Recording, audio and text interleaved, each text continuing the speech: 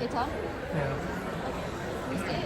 Yeah, so let's get started. So by the end of this coding workshop, we expect that you will be able to use state-of-the-art models from companies like Google and use fine-tuning techniques such as LoRA from Microsoft Research. So this is going to be a very, very valuable session, and we're going to help you go through every single line of code, understand what it is, and if you face any issues, you can feel free to come up and we'll help you guys.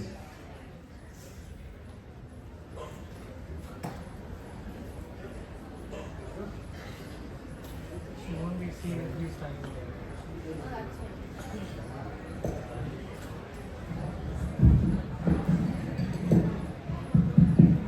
Yeah. So once you've opened up the notebook, I want you guys all to go and change the runtime. So make sure it's set to T4 GPU. His daddy owns this thing. If you end up selecting CPU and you run the pieces of code, it's going to take at least 24 hours to complete the training. But when you switch to GPU, it magically turns to just 5 minutes. That's how amazing parallelization has gone. Then what is on the screen on this thing? It is walking. It's okay.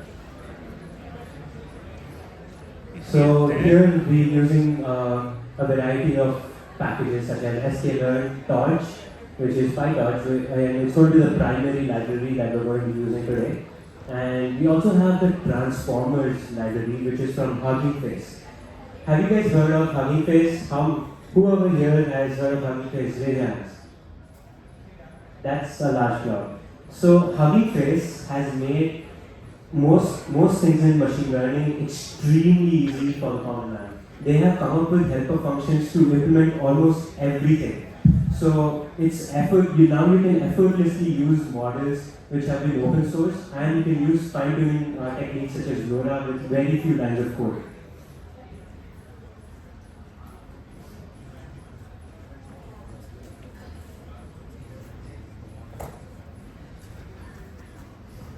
So next comes device, right? So now we need to go ahead and tell PyTorch that, hey, there's this GPU and now you have to actually run your code and mathematical inferences on this. So the way we do that is by setting torch.device. So we're checking if CUDA is available. If so, we're doing CUDA 0. So 0 here basically means the 0th GPU. So if you have 1, 2, or 3, then you would set a multitude of these devices.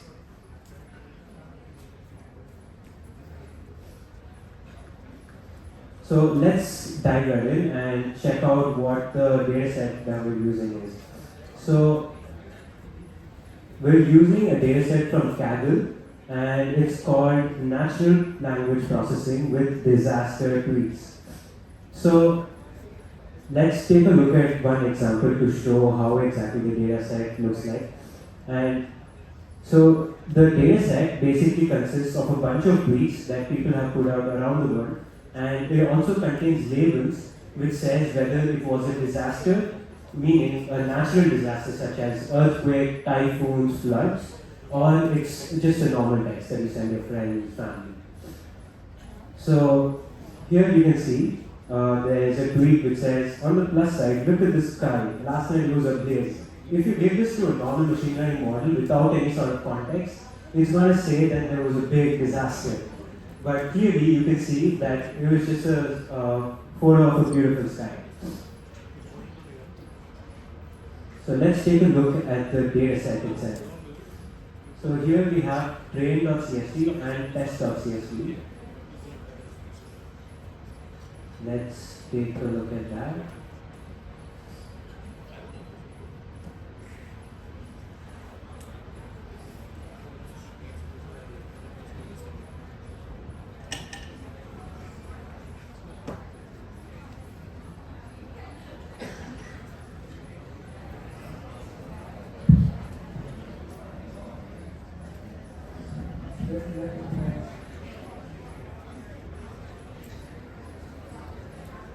So this is train.csv. So here you can see we have ID, keyword, location, text, and target. So here the serial number of the different rows in the dataset, the keyword used in the tweet itself, the location from where it was tweeted, the text content of the tweet, and the target. The target is essentially the label which is 1 or 0. 1 essentially means that there was a disaster, 0 means no, it's just a normal tweet.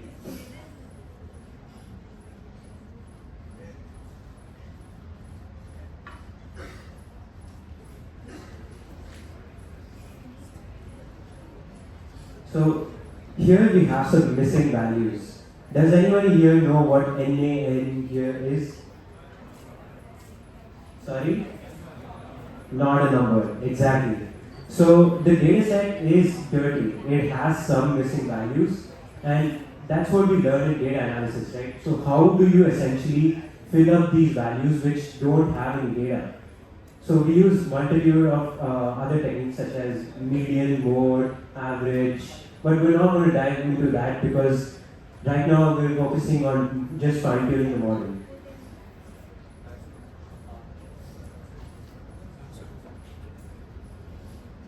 So here we have a random tweet generator. So this piece of code will take a random row from the dataset and it's going to tell us what the tweet was and whether it was a disaster. So every time you run it, you're going to get a different tweet. So as you can see, the label is non-disaster and you can see the text on the tweet.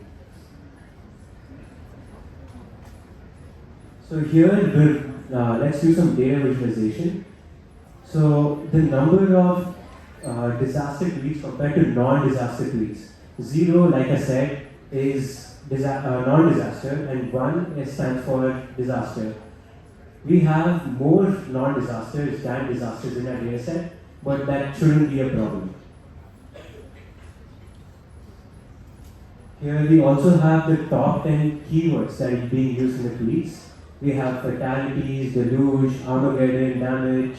So this is what typical data analysis looks like. You try and go through the data set to see what type of data you're really dealing with so that you can better clean it and feed it to your model. So here we also have another interesting thing. This is called a word cloud. So what is a word cloud? Word cloud essentially takes every single word in your dataset, and if depending upon the number of times a word is repeated in your dataset, the larger the font is in your word cloud. So here you can see fire HTTPS because it's not, most of the tweets have links in it. We have death, Hiroshima, and Northern California because of wildfires. So this is called a word cloud.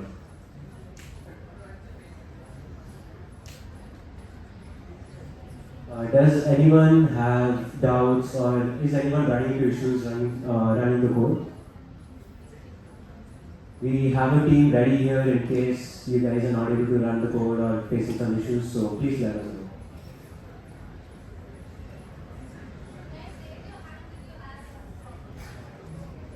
Just raise your hand if you have any errors. Okay, cool. So next we come to tokenizer. What is a tokenizer? So every LLM has its own vocabulary. Just like how we deal with a certain number of words, we know the meaning of a certain number of words. Humans also have vocabulary, just the same way LLMs also do. So we have to, right now we're fine-tuning BERT, and so we have to specifically go in and choose the tokenizer which was used for BERT. So how does a tokenizer work? Let's say you have a word called subword, alright? Let's say that's a word that exists. But BERT doesn't know that this is a word. So what the tokenizer will do is split it into sub and word. So now there is a vector representation for each one of these tokens, sub and word. And so BERT can now understand what data is really dealing with.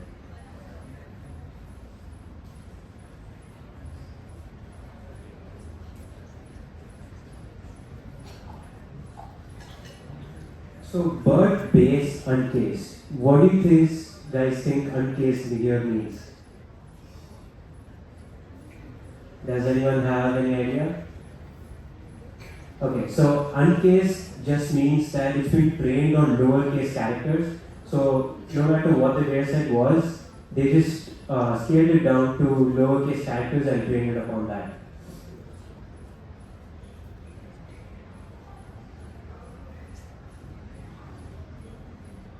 So this is what a tokenized output looks like. Each one of these words have a token ID. So BERT doesn't know what R is, what D means. So these are all characters that humans understand. But machines fundamentally only understand numbers. And so we have to convert each and every one of these tokens or words into a number so that our model can understand it.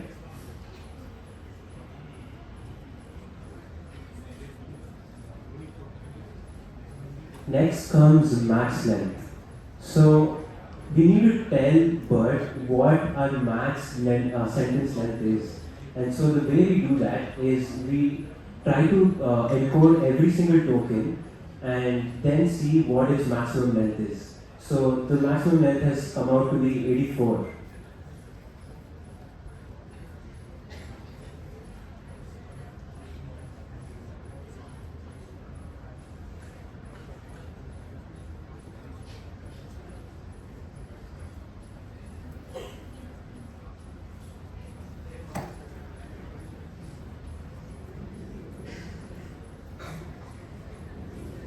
So let's take a quick look at a video just to get a sense of what neural networks are and how magical these machines have become.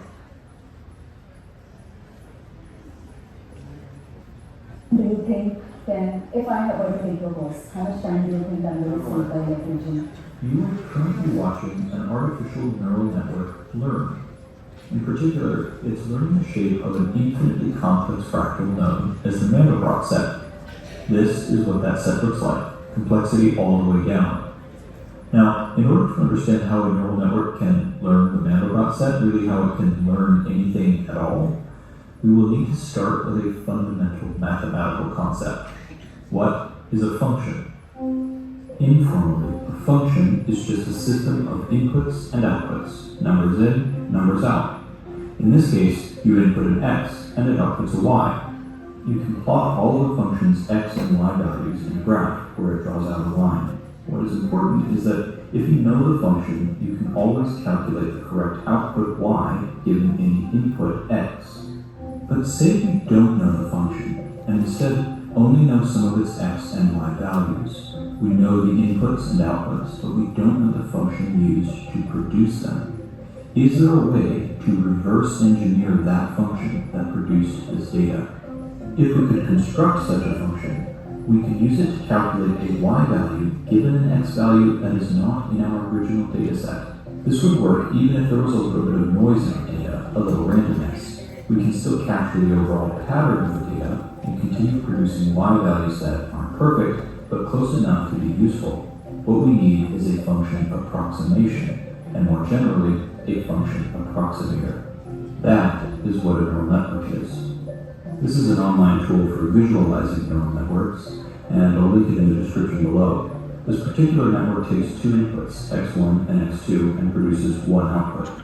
Technically, this function would create a three-dimensional surface, but it's easier to visualize in two dimensions. This image is rendered by passing the x-y coordinate of each pixel into the network, which then produces a value between -1 and 1 that is used as the pixel value.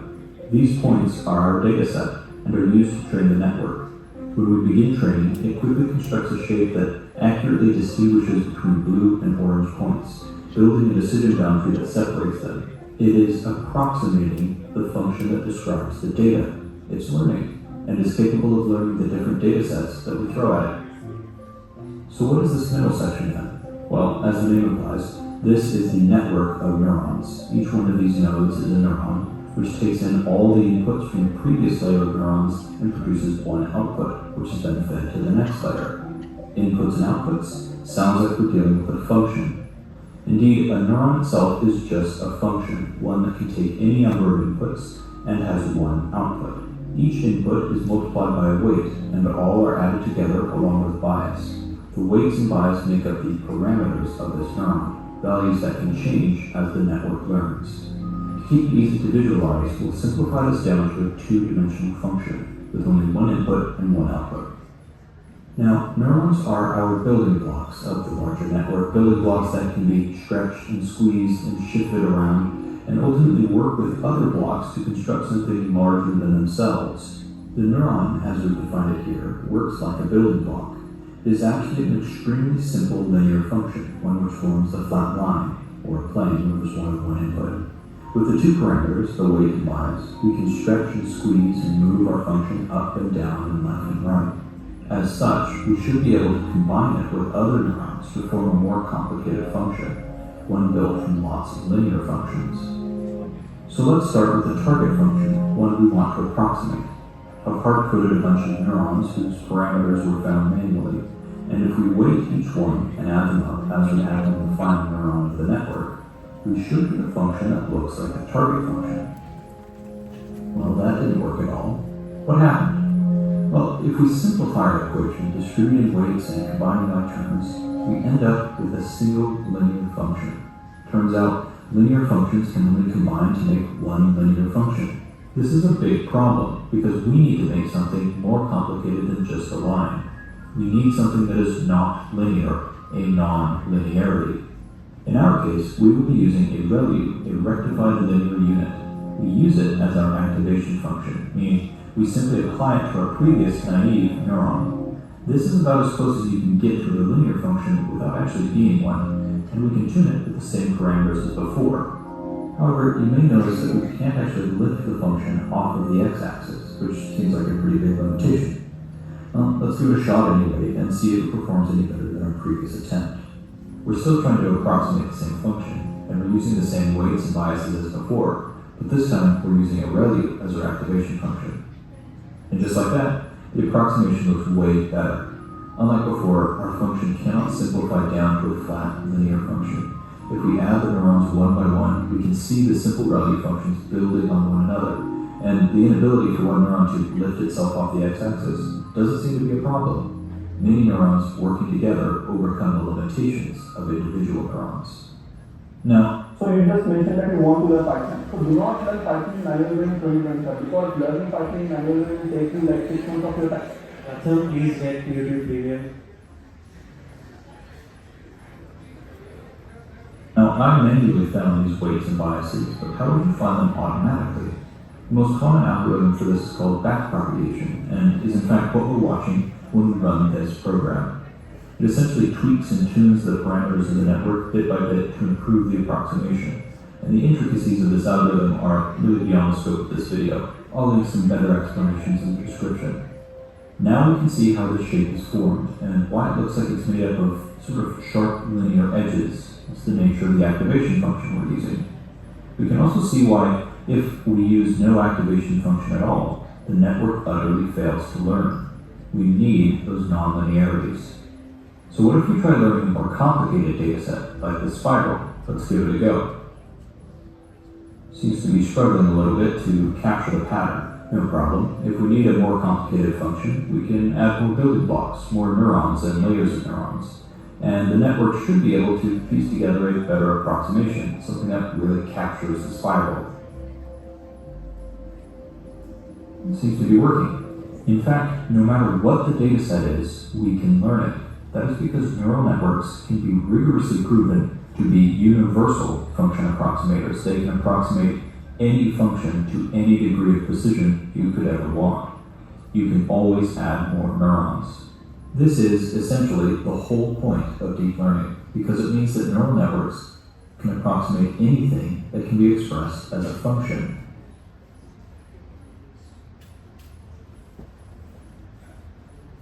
Lights on, please.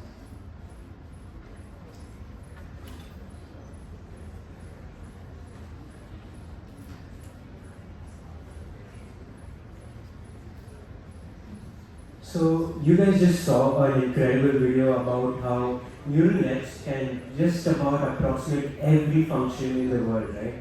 So these are the building blocks of what makes that possible. So here you have a weight matrix and a bias, right? So what are weights and biases? These are the building blocks of any neural network that you're ever going to build. So here you have a bunch of inputs, x1, x2, x3 to xn, and you also have something called W, which is the weights, and you have the bias. So every basic operation in neural network is just this. It multiplies the inputs with the weights and plus the bias. So that's all it's doing. And a neural network just adjusts these weights and biases such that the output is favorable. So all we're trying to do is train the model to set these weights and biases in such a way that it gives us favorable outcomes. So you guys would have heard about overfitting and underfitting, but I just want to go through this again. So when you come to classification, there are three different types. Again, overfitting, right fit, which is a perfect fit, and underfitting. In overfitting, when you give the model a bunch of data and you run multiple hundreds and thousands of epochs on it, all the model is going to do is by heart and say that, let's say my data set has something that says Rahul is a policeman. Then it's going to think that everybody in the world who has a name Rahul is going to be a policeman. So it is just essentially by hearted every single thing in the data set and is not able to generalize at all. Then comes underfitting. So when you don't train it well and on very less amount of epochs, it is not generalized at all. So right now it's not really predicting much of anything. It's just there, you know. So then you have the right fit. So you need to have the right amount of combinations to get this right fit. You need to have the right epochs, you need to use the right techniques to reach at this right fit, and that's what we're going to do today. So let's get to BERT, the hero model of our workshop today. So BERT stands for bidirectional encoder representations from transformers. It is the same transformers which Pratham clearly explained to you guys. So BERT has only the encoder part of the transformers, not the decoders. So let me tell you why BERT is special. So unlike other LLMs which use just decoders, they predict next token or the next word, right? But BERT here can be used for an array of tasks. You can use it for sentiment analysis, you can use it for classification, you can use it for pretty much anything in NLP. So that is why we chose BERT today. And BERT mainly has two variants, BERT base and BERT large. So BERT base is just a smaller version of BERT large. And so here, if you can see, we have n into this part. So this part is essentially the encoder itself, and when you repeat that 12 times, you get BERT base, and when you repeat that 24 times, you get BERT large. And we're going to be working with BERT base today.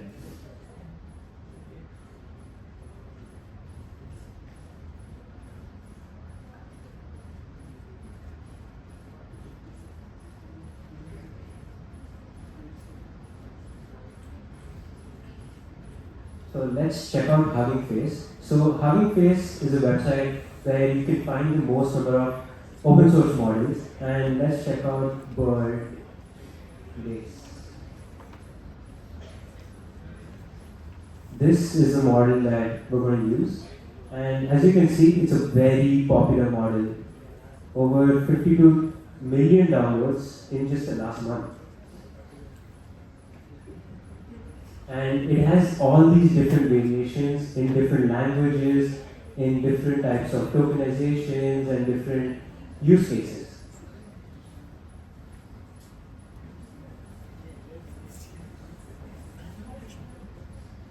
So how do you download BERT and use it for yourself? All you have to do is just one line of code. That's how simplified HuggingFace has made it for us. You just have to do auto model for sequence classification from pre-trained and give the name of the model that you want to use. That's as simple as it is. And you give Number labels is essentially the number of outputs that your use case has. Here we're classifying it as 0 or 1, which is a binary classification task, and that is why we have done num labels is equals to 2. Next comes requires grad is equals false. Why do you guys think we've done this? Anyone have a clue about why we have done param dot requires grad is equals to false?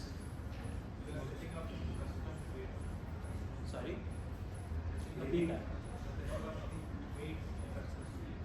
That's close. So what this is essentially doing is we're freezing the entire model. If we had to retrain BERT, it would require us millions of dollars, like Pratham mentioned, to train it from scratch. And so what we've done is we've froze the entire model and said, don't change anything in the model yet.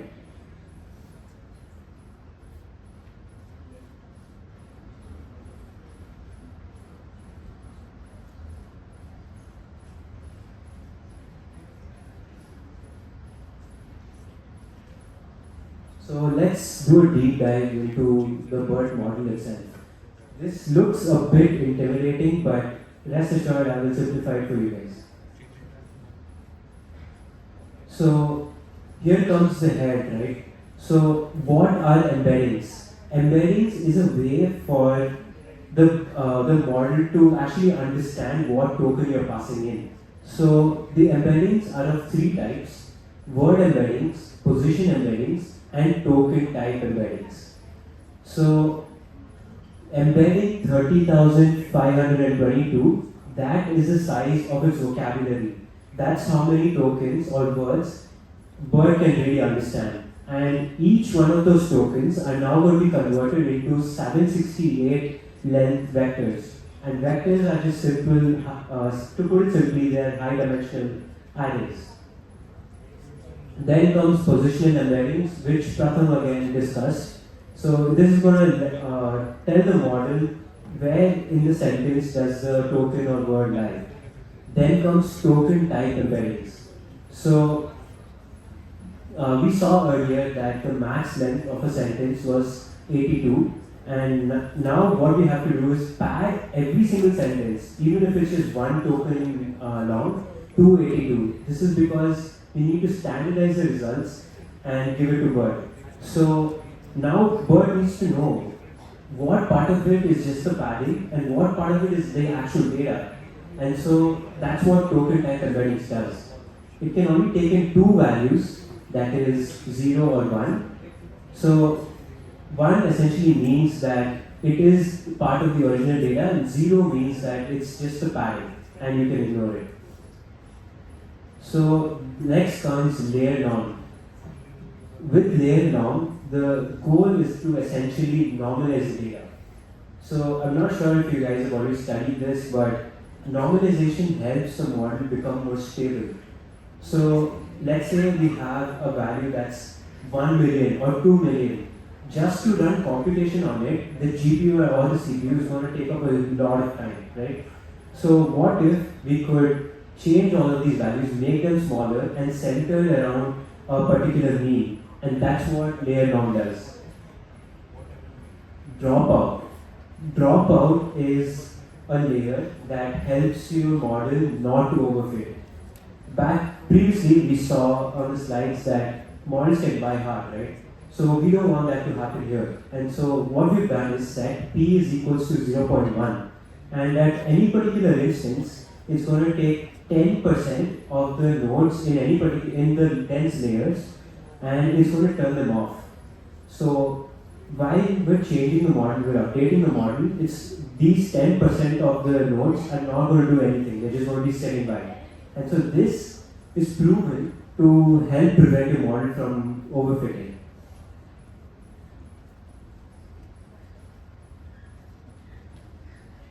Next is the encoder part itself. So now we have vector embeddings, which are representations of the tokens, which is the word embeddings, the token type embeddings, and the position embeddings. So we take these three things and pass it to the encoders. So like I mentioned, we're using BERT base, and it has 12 encoder layers. So the encoder layer is what performs the self-attention, which Pratham mentioned previously. Here we have query, key, and value. Query matrix is essentially asking what question do I need to know from the other tokens. Key is what information do I have. Value is how much value do I really provide in the sentence. So based off of the previous embeddings that we generated, we're going to pass it all into this layer, and we're going to generate new vectors called query, key, and value. These vectors are now going to go into the BERT self-output layer. So this layer, all it's doing is just consolidating all the outputs. Right now, the 12 BERT encoder layers are all parallel. So let me get to an important part. The reason transformers are so widely successful is because of their ability to parallelize. Back in the day, we used to use RNNs and we couldn't really parallelize them on GPUs. And so they were incredibly tough to train because they would take days or months or even years to train, right? So the reason transformers are very, very successful is because of that 12x you see there. And each one of those transformers' head can be parallelized. So all of them individually calculate their values and they give their value to the output layer, which is the BERT self-output. Then we have another layer normal dropout layer just to keep the model safe and stable during training. Then comes BERT intermediate.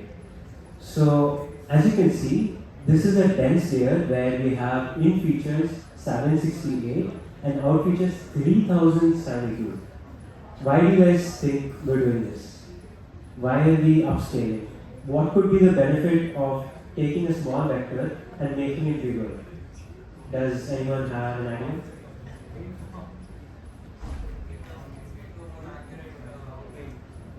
Yeah, exactly. So what we're trying to do is we're taking a small vector, making it much bigger so that the model can now capture more rich and nuanced vectors and features. So when we have more values, we can capture more details in the vector itself. Next comes Galileo activation. So like you saw in the previous video, this is a non-linear activation function. So this can help the model train on much more complex data and patterns. So next layer is BERT output, and we're taking in the scaled up vector and we're scaling it down again, right? We're doing this because the model has already learned what the rich features are, and it knows the patterns in that. Now we need to scale it down so that we can work again with it. Then you have the layer normal dropout layers here. This is the last part of the BERT model. We have BERT pooler. So here's the amazing part about BERT.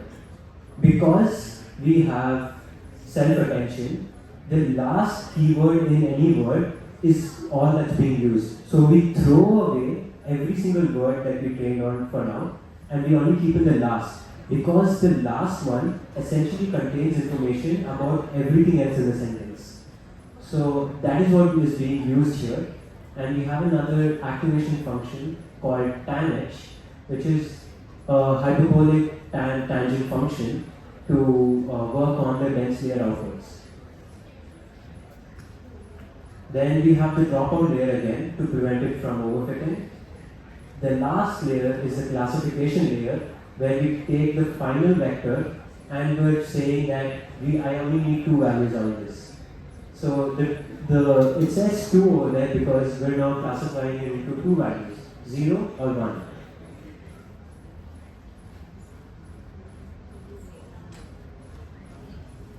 Okay, let's get to the next part.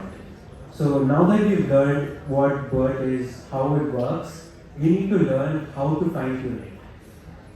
We can't just take the entire model and train it, like I said, because that's just going to cost us too much. What do you guys think LoRA is?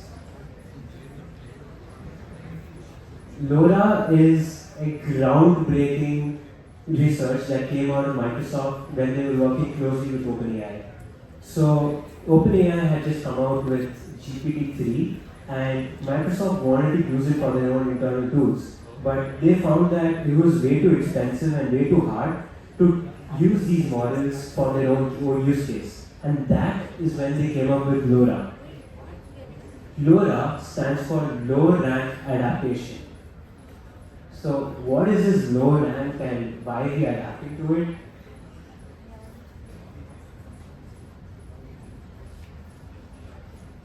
Do you guys see any pattern here among the columns? The first column is 0, 1, 3.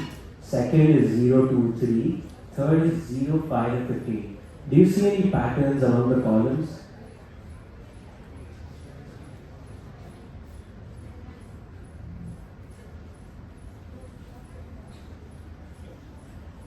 Okay. So the third column is just a 5x multiplier of the first column. So here we realize that the third column was essentially useless. It didn't contain any information, additional information that the model needed to learn. So why are we even including the third, right? So this is where the concept of ranks come in. You guys will learn this in 4th semester, where you learn about what ranks are, how to work with them. So here, the rank of the matrix is just 2. It's not 3 because there are only 2 independent columns, the first one and the second one. So why does it matter? Why are we bringing in ranks? This is because we can now eliminate redundant data from our training. We don't really need to have every single value and perform every single computation. If we just have the first 2 columns, we can work with that itself. We don't need to have the third one. So, like I showed before, we froze the entire model. So the weight matrices in those models are frozen. Now we bring in del W, which is just a difference in the weight matrices. And this is what we're going to compute right now. LoRA doesn't change the actual weight matrices itself, but the delta W weight matrices.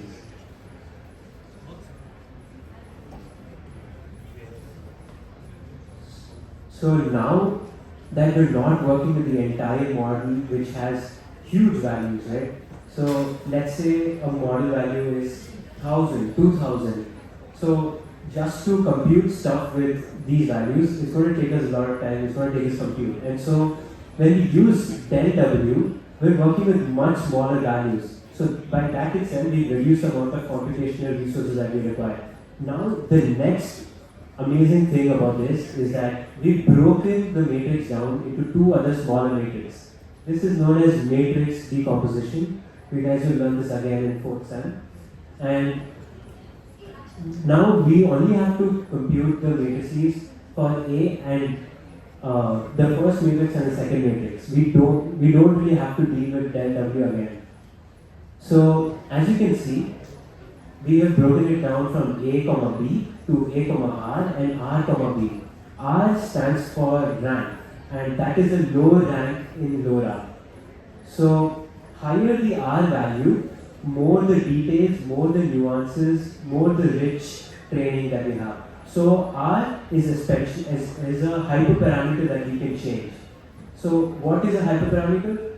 Hyperparameter is something that we as developers have control over the model, and we can be creative with it to make sure that it has the highest accuracy or highest error, lowest error, and so on.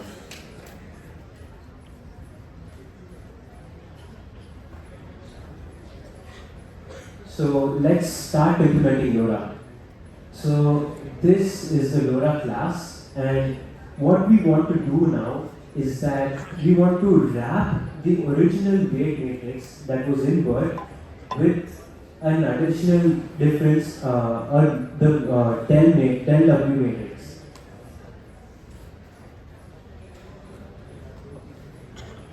So here we have super in it, So every PyTorch class will have this because that's just convention. Then we have a linear layer and we have a LoRa layer. So what we're doing is we're having the same in features as the original layer and same out features as the original weight matrix. Then we have the rank and alpha. Alpha is another hyperparameter that we as developers can give. And so alpha is just a scaling factor that we're going to use, and I will explain what alpha is later on the slides. So when we pass any data through the LoRa layers, what it's doing is it's putting it through the linear layer plus the LoRa weight layer. This is what is going on. This is the plus, the original weight matrix, and the del W matrix.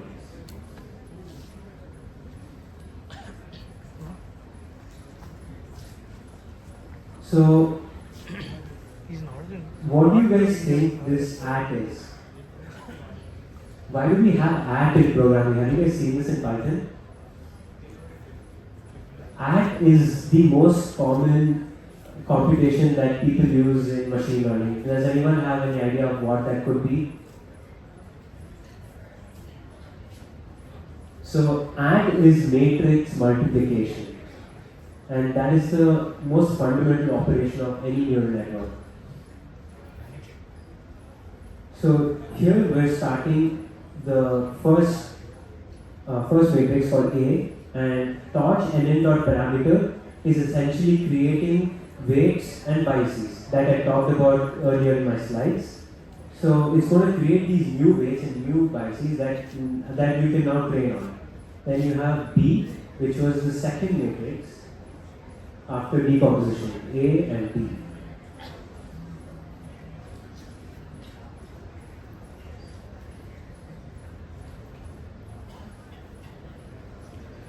So let's execute these pieces of code.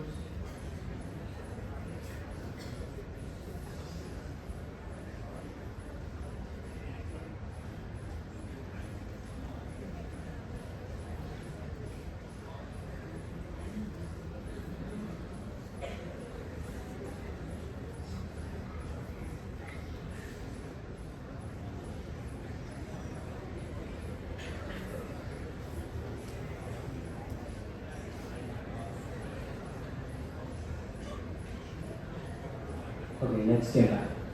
So here are some additional hyperparameters that we talked about. LoRa R is the rank itself. LoRa alpha is the scaling parameter. Dropout is the same dropout that I mentioned while I was explaining BERT.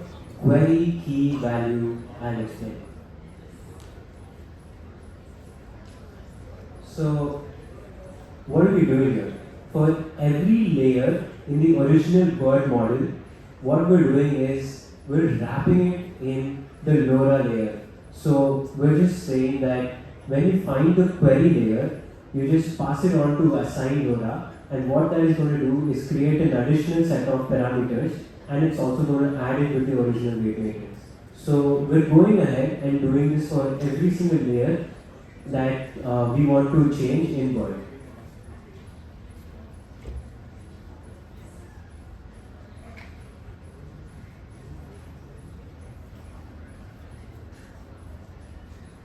So let's go to the next piece of code. Here comes the tokenizer.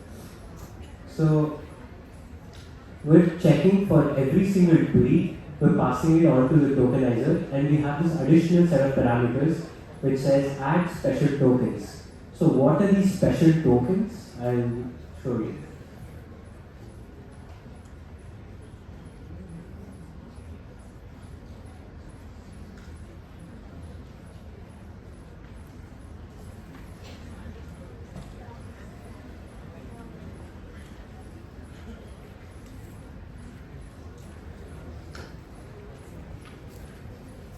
Okay, so I don't have an example of it, but I will explain what it's supposed to look like.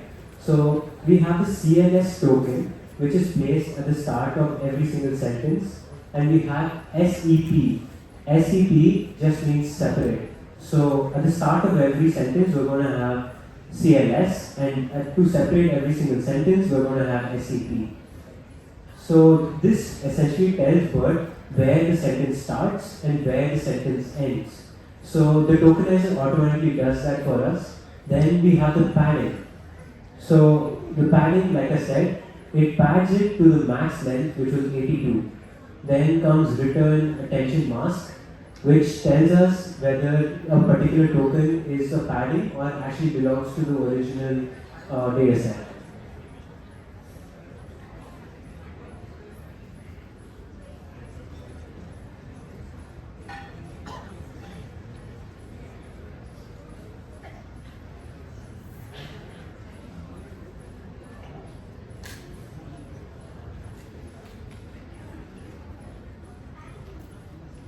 Okay, let's move on. Now it's finally time to train a model. Here we create a tensor data set from the three different types of vectors that we have. The input IDs, the attention masks, and the labels, which are ones and zeros. So we're going to set the training size as 0.8. So 80% of the data set is going to go to train, and the rest 20 is going to be validation. We have a separate file for testing itself.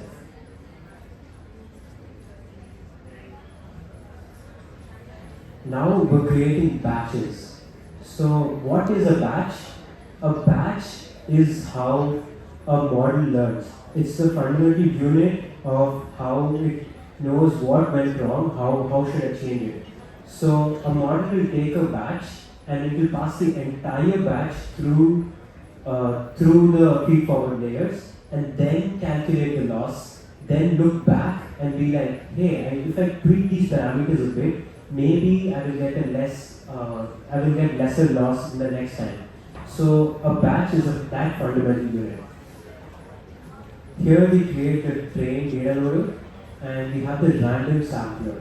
The random sampler is just going to essentially shuffle everything around and it's going to choose the batch size number of items. The batch size is set to 32, so it's essentially going to shuffle everything and choose 32 random items out of it. This is arguably the most important line of code, even though it might look small. If you don't run this, it's going to end up running on the CPU. Because we've set the device as GPU, now it's transferring the entire model into your VRAM. Your VRAM is a special type of RAM that the GPU has, and it's not your main memory that you typically work with. So the optimizer that we're using is called AdamW. So this raises a question, what is an optimizer? So once we pass a batch through the model, we now learn about the loss. The loss is how much error has it really incurred. And based off of the loss, we use the optimizer function to go back to the model and tweak the model in such a way that it better learns and it can perform better from next time. We have LR. LR is learning rate, and EPS. What would EPS be? Let's Google and check it out.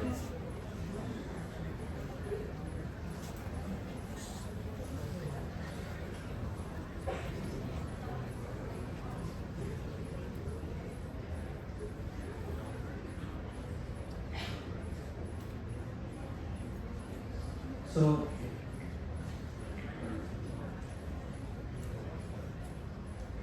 as you can see here, this is the epsilon, and the reason why we have set this value, is because if the entire denominator goes to 0, you can't divide anymore, right? So that's why we have set the value to a very small value, that is e to the power minus a, so that the denominator doesn't become entirely 0 and the model can now continue the computation. Next comes the training steps. So one step is equal to the number of batches that one iteration of the batch that you're passing through the model. So the total number of steps is going to be the number of batches in one epoch into the number of epochs. we have another function called get linear schedule with warm-up. So this function continuously adjusts the learning rate of your model. So even though we set it as a static, it's going to start off with that learning rate. And as time goes on, this function is going to change the learning rate of that model.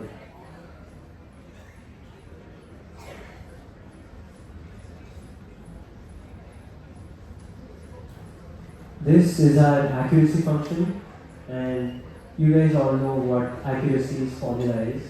The number of positive outputs divided by the total number of examples. So now it's time for training. We're going to run this. Before that, I will just explain in brief what really goes on in training, because this is very important. So the inputs, as I told, there are three input vectors: the input IDs, input mask, and the labels. So now we need to move these data set, the data vectors, into our VRAM, which is the GPU's RAM, because the model is in the VRAM and not in the main memory. So we need to do the same for the input vectors, and now we set the optimizer's grad as 0, because we want to erase all the gradients that came before this. And now finally comes model of inputs. So we're passing the inputs into the model, and now we're expecting the outputs. And based off of the outputs, we're calculating the loss, and from the loss, we're calculating the gradients and using the gradients to optimize the model. So this process is going to take around 5 minutes, and I think you guys have already executed it, so I am not going to do the same.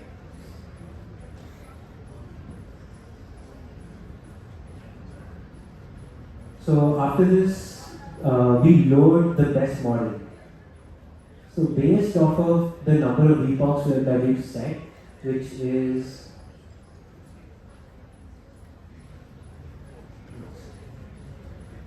let's check what the number of epochs we've set. 4. So at every single step, it's going to check the performance of the model and it's going to save it. And depending upon which has the best performance, it's going to load up that model.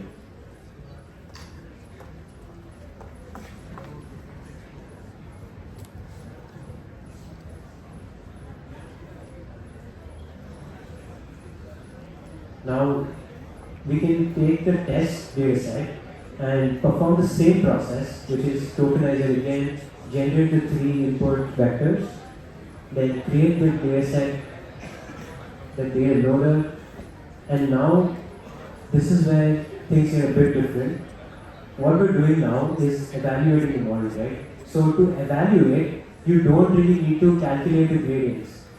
So that is why we set it as torch no grad.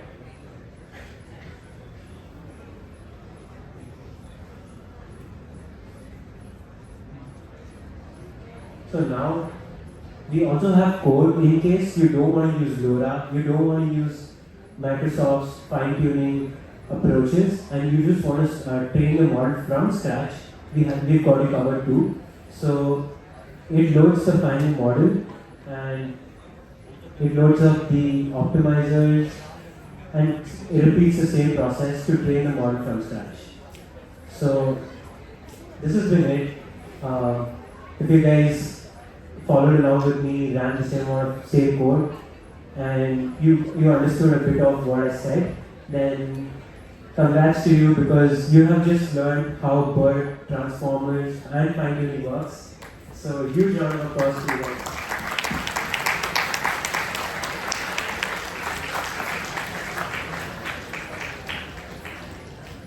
You can use these technologies in your capstone, your hackathons, in your projects, and I really hope this was helpful. Thank you.